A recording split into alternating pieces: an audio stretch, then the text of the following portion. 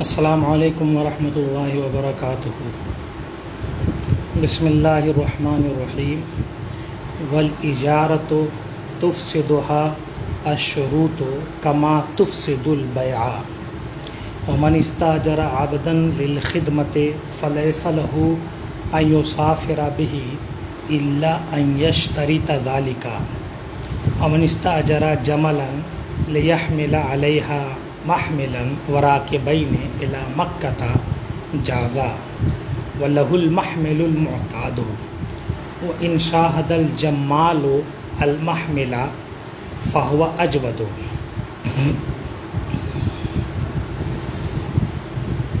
وان استاجر بعیرا لیحمل علیہ مقدارا من الزاد فاکل منه فی الطریق جاز له ان يرد عوض ما اکل، والاجرۃ لا تجب بالعقد وتستحق باحد معان ثلاثہ،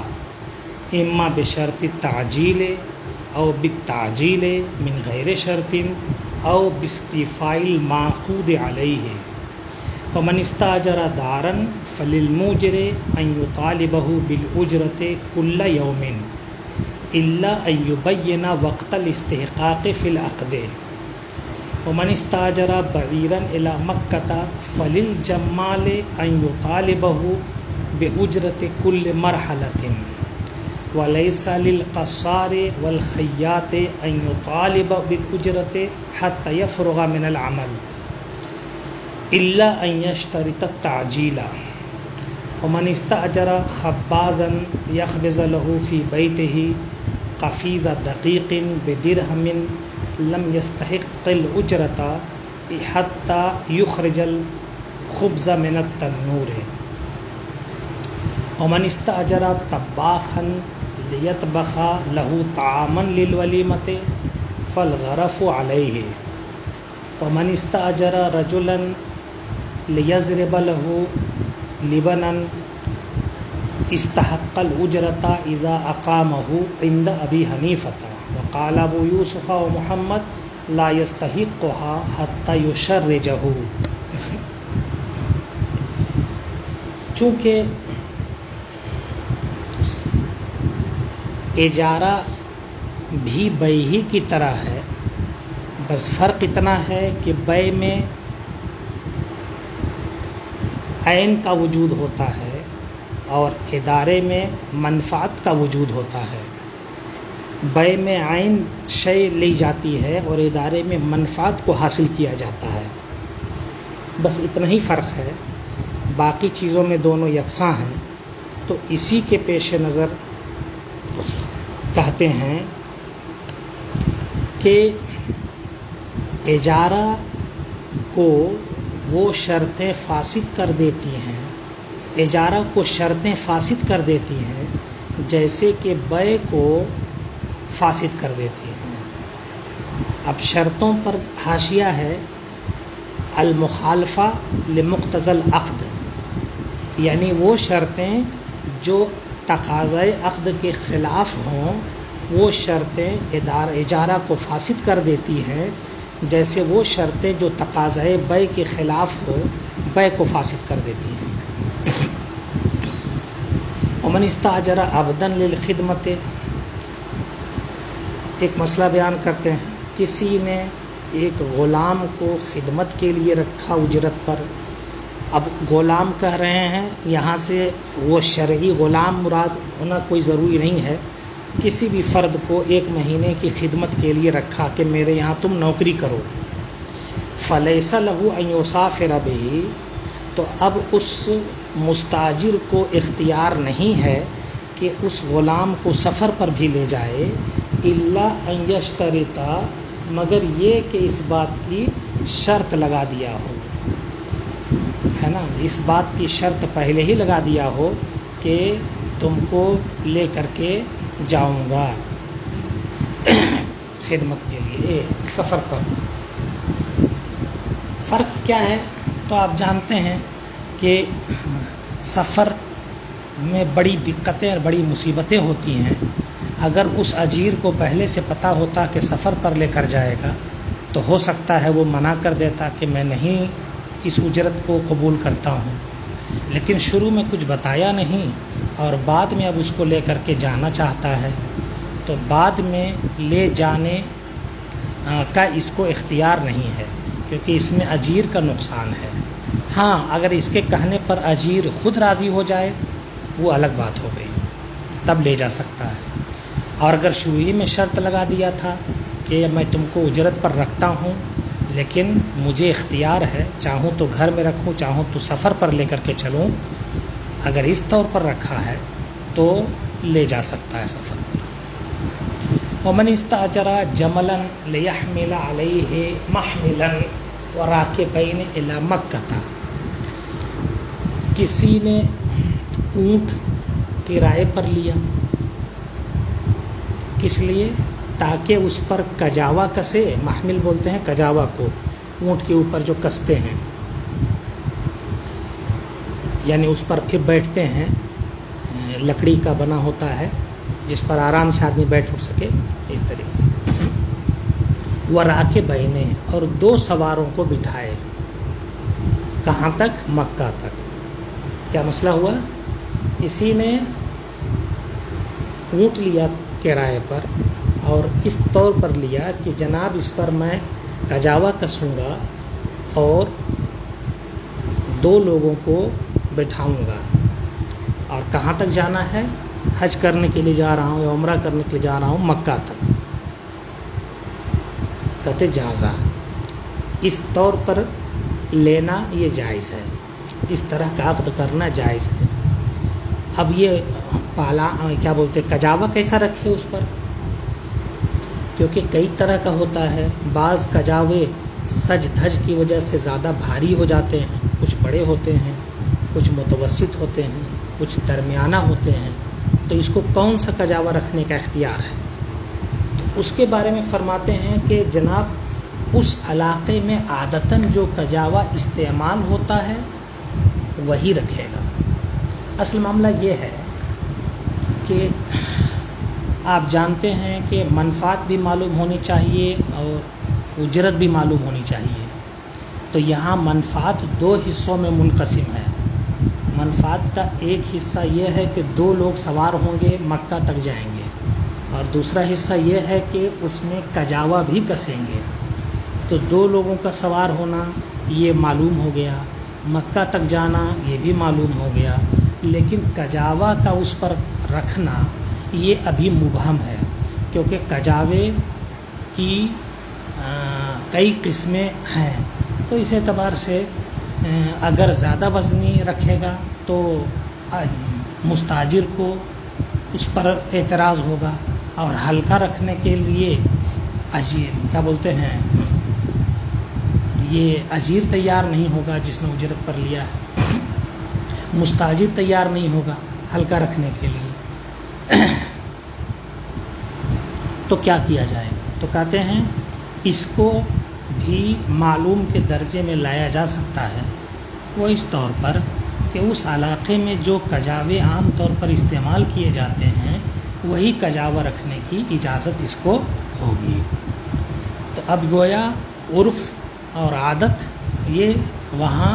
معلوم کے درجے میں لا رہا ہے مجہول کو۔ آگے فرماتے ہیں وَإِنْ شَاهَدَ الْجَمَّالُ الْمَحْمِلَ فَهُوَ أَجْوَدُ، یہ تو ہے کہ درمیان معتاد قسم کا جو عادتاً معمول کے مطابق وہاں چلتا ہے وہی کجاوا رکھے، لیکن ایک بات اور بیان کر دے رہے ہیں کہ اگر یہ بندہ اونٹ کے مالک کو اگر یہ دکھا دے کہ کون سا کجاوا میں نے رکھا ہے اور وہ راضی ہو جائے تو یہ زیادہ بہتر ہوگا۔ مطلب یہ ہے کہ اس میں امکان ہی نہیں رہے گا اختلاف اور نزاع کا۔ درمیان والا رکھا، دکھا دیا، قبول کر لیا، بھاری رکھا، دکھا دیا، قبول کر لیا، ہلکا رکھا، دکھا دیا، قبول کر لیا، اس کے قبول کر لینے میں سب چل جائے گا، لیکن اگر اس کو دکھایا ہی نہیں تو ایسی صورت میں اب اس کو عادتاً جو استعمال ہوتا ہے وہی رکھنا پڑے گا، ہے نا، کیونکہ اختلاف کا امکان ہے، اور اگر دکھا لے تو جو چاہے رکھے، کوئی دقت نہیں، اسی لیے کہتے ہیں اور اگر جمال کو اونٹ والے کو دکھا دیا کجاوا فہو اجود، تو یہ زیادہ بہتر ہے، کیونکہ اب یہ معلوم پورے طور پر ہو گیا کہ کون سے کجاوے پر عقد اجارہ ہوا ہے۔ وَإِنِ اسْتَأْجَرَ بَعِيرًا لِيَحْمِلَ عَلَيْهِ مِقْدَارًا مِنَ الزَّادِ، کسی نے، اب اسی سفر کی بات ہے، کجاوا کس لیا ایک اونٹ پر اور 2 آدمی سوار ہو گئے، اب راستے کا سفر بھی راستے کا سامان بھی لینا پڑے گا کہ کھائیں گے پئیں گے، ہے نا، کہیں رکیں گے تو خیمہ وغیرہ لگائیں گے، یہ تمام چیزیں، تو اس کے لیے اس نے ایک دوسرا اونٹ کرائے پر لیا۔ اب اس دوسرے اونٹ کو جو کرائے پر لے گا تو اس میں بھی ضروری ہے کہ بیان کر دے کہ میں اسے مکہ تک لے کر کے جاؤں گا اور اس پر 1 کنٹل یا 2 کنٹل گیہوں یا چاول مثال کے طور پر لا دوں گا، 1 کنٹل اناج اس پر لا دوں گا، مکہ تک لے کر کے جاؤں گا، تو یہ عقد درست ہو گیا۔ اب یہ چلا جناب راستے میں، تو جہاں قیام کرے گا اسی میں سے کھائے گا جو اناج اونٹ پر لادا ہے، تو اب پتہ چلا راستے میں چلتے چلتے 1 کنٹل کا عقد ہوا تھا 1 کنٹل پر، اور اس کے پاس 70 کلو بچ گئے، 30 کلو کھا گیا، تو اب اس کو اختیار پہنچتا ہے کہ راستے میں کہیں بازار ملے تو وہاں سے یہ 30 کلو غلہ خرید کر کے اور اس اونٹ پر لاد دے، کیونکہ 1 کنٹل کا پر عقد ہوا تھا اور 70 کلو ہی بچ گیا ہے، تو ابھی 30 کلو اس کے اختیار میں جو عقد میں داخل ہے یہ ہے ابھی، تو اس لیے یہ اس پر اس کی جگہ جتنا ختم ہوا ہے اس کی جگہ اسی مقدار میں لاد سکتا ہے۔ فرماتے ہیں وَإِنِ اسْتَأْجَرَ بَعِيرًا لِيَحْمِلَ عَلَيْهِ مِقْدَارًا مِنَ الزَّادِ، کسی نے اونٹ کرائے پر لیا تاکہ اس پر ایک معین مقدار میں زاد یعنی سامان سفر بار کرے، لادے،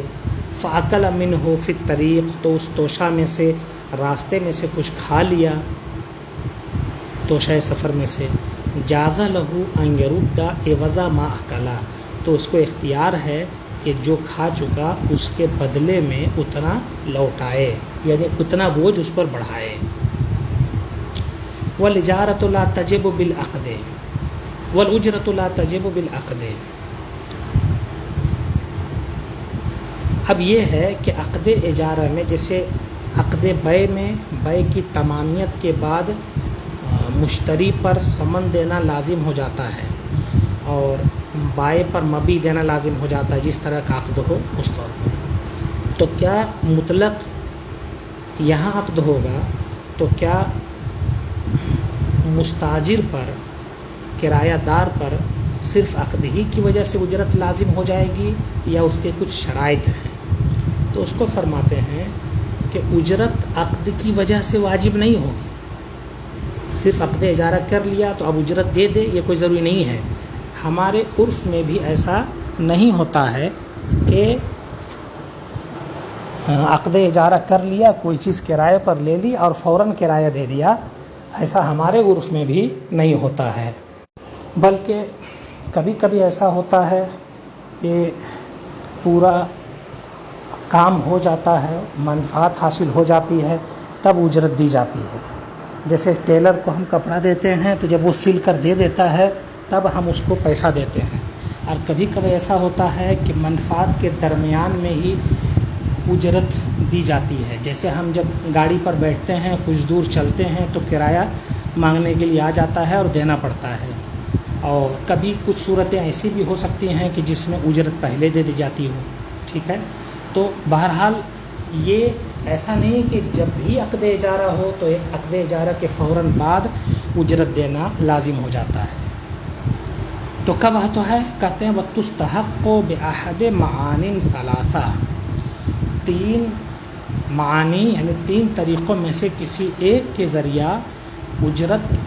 کا استحقاق ثابت ہوتا ہے، یعنی اجرت واجب ہو جاتی ہے۔ پہلی صورت کیا ہے، کہتے اما بشرط تعجیل، یا تو تعجیل کی شرط رکھ دی ہو، یعنی جب عقد اجارہ ہو رہا ہو تو اجیر نے کہہ دیا ہو کہ ہمیں اجرت پہلے چاہیے تب یہ عقد کروں گا، تو اب جیسے عقد ہوا اجرت لازم ہو گئی، مستاجر کو، کرایہ دار کو اسی وقت ادا کرنا پڑے گا۔ او بالتعجیل، دوسری صورت بیان کرتے ہیں، او بالتعجیل من غیر شرط، یہ عقد اجارہ ہو گیا اور اس کے بعد فوراً مستاجر نے اجیر کو جو ہے وہ کرایہ ادا کر دیا۔ جیسے کبھی کبھی ہم ٹیلر کے ہاں جاتے ہیں، کپڑا دیتے ہیں اور ساتھ میں سلائی بھی دے دیتے ہیں کہ یہ رکھ لیجئے اور کپڑا فلاں تاریخ کو ہمیں دے دیجیے گا سل کر کے۔ تو گویا جب ہم نے دے دیا اپنے اجیر کو، جب ہم نے دے دیا تو ہمارے دینے کے بعد گویا کہ اب استحقاق ثابت ہو گیا اور وہ اجیر اب اس کو لے سکتا ہے، یعنی وہ یہ نہیں کہہ سکتا ہے کہ ابھی تو ہمارا حق ہی نہیں ہوا ہے، یہ کہنا نہیں ہے، آپ نے دے دیا تو اس کو اختیار ہو گیا، وہ چاہے تو اسے رکھ لے۔ کہتے او بالتعجیل، استحقاق ثابت ہو جاتا ہے بغیر شرط کے فوراً ادائیگی پر، ہے نا، یا تو ادائیگی کی شرط رکھا ہو یا شرط نہ رکھا ہو لیکن فوراً ادائیگی ہو گئی ہو۔ تیسری صورت ہے او باستیفاء المعقود علیہ، یا معقود علیہ کے سپرد کرنے پر اجرت کا مستحق ہو جاتا ہے نا، اور اس وقت اجرت واجب ہو جاتی ہے۔ تو گویا یا تو شرط رکھ دیا ہو، یا مستاجر نے پہلے دے دیا ہو، یا پھر یہ ہے کہ کام ہو گیا ہو، تینوں میں سے ایک صورت پائی جائے گی تو اجرت لازم ہوگی اور اجرت کا استحقاق ثابت ہوگا۔ ومن استاجر دارن، اب کچھ دوسرے مسائل اس کے بیان کر رہے ہیں۔ کسی نے گھر کرائے پر لیا تو جو موجر ہے، کرائے پر دینے والا ہے، اس کو حق پہنچتا ہے کہ وہ ہر دن کا کرایہ وصول کرے۔ یعنی کسی نے کرائے پر گھر لیا، اور عموماً ہوتا یہ ہے کہ جب کرائے پر آدمی گھر لیتا ہے تو مہینے کی بات کرتا ہے کہ 2000 روپیہ 3000 روپیہ مہینے پر میں کرائے پر لیتا ہوں مکان۔ اگر اس طرح کی بات ہو گئی ہے تو مہینے پر کرایہ وصول کرے گا، اور اگر اس طرح کی کوئی بات نہیں ہوئی، بس یہ ہے کہ آپ کا مکان کرائے پر لے رہا ہوں، ہے نا، اور 30 دن کا 3000 ہے، اس طور پر بات ہو گئی ہے، تو اب ایسی صورت میں یہ نہیں کہا کہ مہینے پر کرایہ دوں گا، مطلق صرف بات ہو گئی کہ 30 دن کا 3000 یا 10 دن کا 1000۔ تو اب ایک دن اور رات کامل یہ نفع کا معتدب حصہ ہے، یعنی اتنا نفع اٹھانا یہ عرف میں رائج ہے۔ ہوٹل میں جاتے ہیں تو 2 گھنٹے کے لیے کمرہ نہیں ملتا ہے عموماً، بلکہ 1 دن اور 1 رات کے لیے ملتا ہے، چاہے آپ اس میں 2 ہی گھنٹہ ٹھہریں، ٹھیک ہے۔ تو اس اعتبار سے 1 دن اور 1 رات یہ کامل نفع مانا جاتا ہے، لہٰذا 1 دن اور 1 رات گزرنے سے پہلے موجر کرائے کا مطالبہ نہیں کرے گا، لیکن 1 دن اور 1 رات گزرنے کے بعد کرائے کا مطالبہ وہ کر سکتا ہے۔ اور اگر بیان کر دیا گیا ہو کہ نہیں جناب مہینہ بھر بعد میں دیں گے تو الگ بات ہو گئی، اسی کہتے ہیں ومن استاجر دارن، کسی نے گھر کرائے پر لیا، فللموجر، تو موجر کو حق ہے کہ وہ اجرت کا مطالبہ کرے ہر دن، مگر یہ کہ عقد میں استحقاق یعنی کرائے کے وجوب کا وقت بیان کر دیا گیا ہو کہ مہینے میں دیں گے یا سال میں دیں گے یا 3 مہینے میں دیں گے، جو بھی صورت ہو۔ ایک مثال اسی طرح کی اور ومن استاجر بعیرا الی مکہ، کسی نے مکہ تک جانے کے لیے اونٹ کرائے پر لیا اور یہ نہیں کہا کہ مکہ جا کر کے دوں گا یا مکہ سے واپس آنے کے بعد دوں گا، اس طرح کی کوئی بات نہیں ہوئی۔ فلیل جمال، تو جب مطلق رکھا ہے تو اب اونٹ کے مالک کو جو موجر ہے حق پہنچتا ہے ان یطالبہ باجرت کل مرحلۃ، کہ ہر مرحلے، ہر کیا بولتے ہیں پڑاؤ کے اجرت کا مطالبہ کرے۔ اصل میں معاملہ یہ ہے کہ پہلے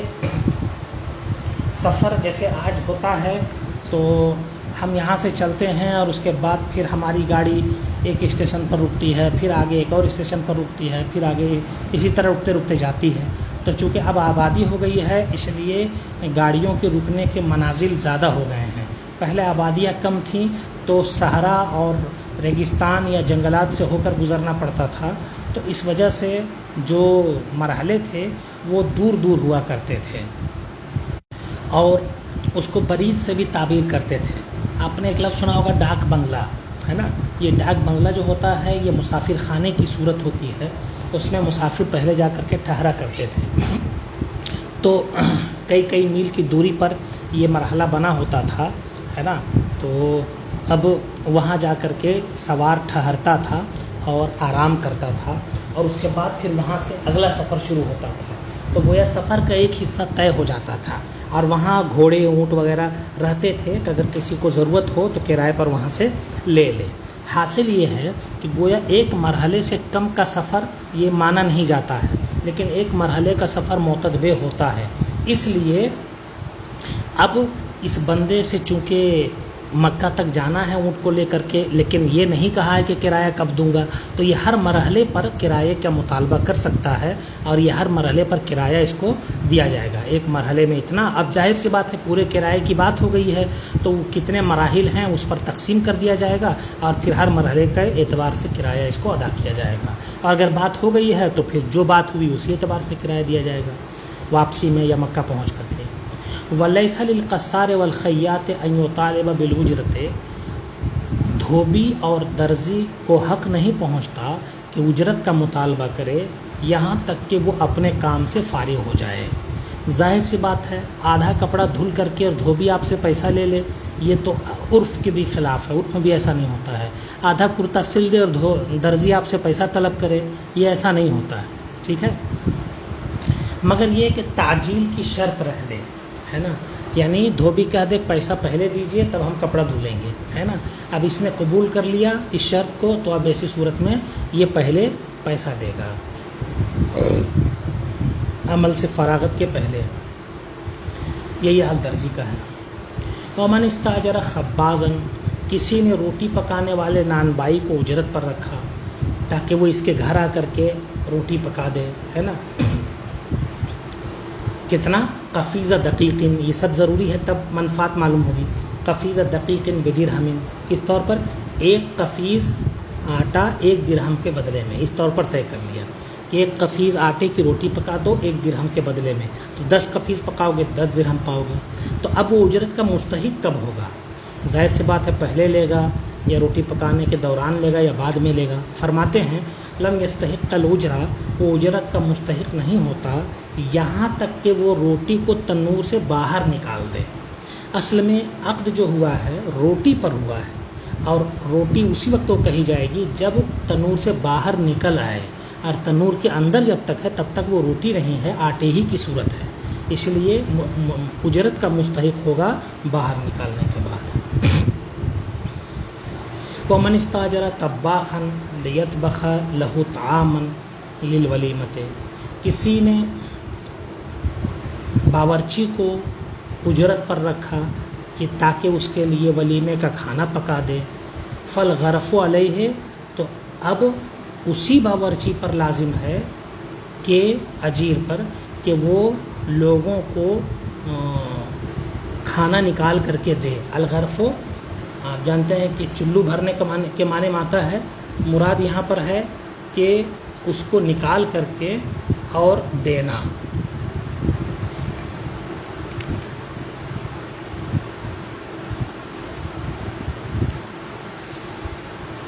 جسے لوگ پیالہ لے کر کے بیٹھے ہیں, یا پھر کھانے کے لیے اور کوئی صورت ہے,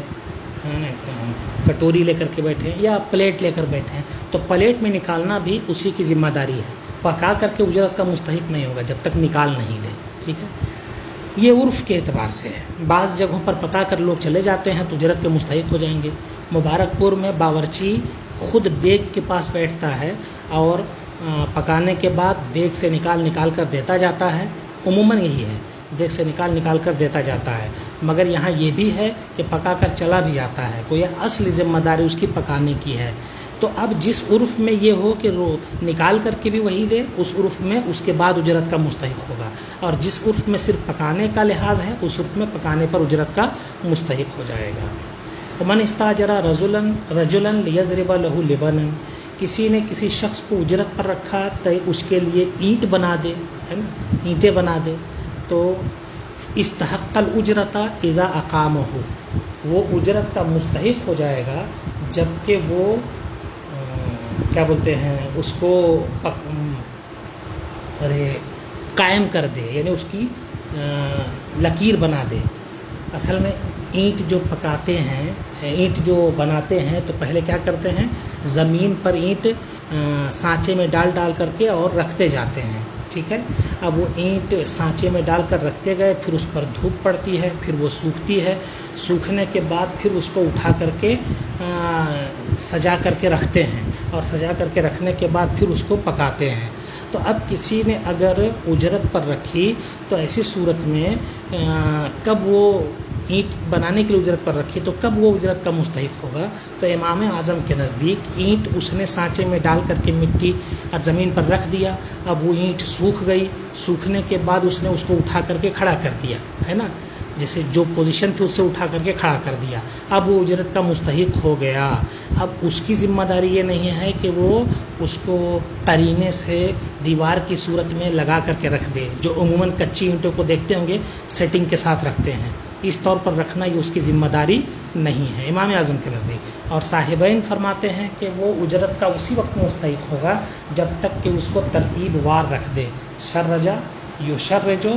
है ना, यानी तह बतह लगाना, बिल्कुल तह बतह लगा करके तरतीब वार उसको रख दे, जो भट्टा वाली सूरत होती है ना, उस तौर पर जो है उसको रख दे, तब उजरत का मुस्तहिक होता है। आप अपनी किताब में देखेंगे कि वल फतवा अला कौलेहिमा, फतवा साहिबैन के कौल पर है। उसके बाद मुहस्सी फरमाते हैं साहिब लुबाब कान्नहु लिख्तिलाफिल उर्फ़े, है ना, गोया कि ये उर्फ़ के इख्तिलाफ़ की वजह से है। क्या मतलब हुआ? यानी जहाँ सिर्फ पकाने के लिए, जहाँ सिर्फ ईंट बना करके खड़ी कर देना उर्फ़ हो तो वहाँ उतने ही से उजरत का मुस्तहिक हो जाएगा, और जहाँ इसके बाद उसको सेटिंग के साथ तरतीबवार तह बतह रखने की भी का भी उर्फ़ हो तो वहाँ ईंट बनाने वाले की ज़िम्मेदारी यहाँ आकर के पूरी होगी जब ईंटें तरतीबवार तह बतह रख दी जाएंगी। असल में होता यह है कि उससे पहले ज़ाय होने के इम्कानात होते हैं, और तह बतह रख दिया, अब ज़ाय नहीं होगा क्योंकि अब आग लगेगी, ईंटें पक जाएंगी। तो बहरहाल ये इसका मदार भी उर्फ़ ही पर है। अब आगे कुछ शराइत के एतबार से गुफ्तगू हो रही है, इंशाअल्लाह कल के सबक में उसे देखेंगे।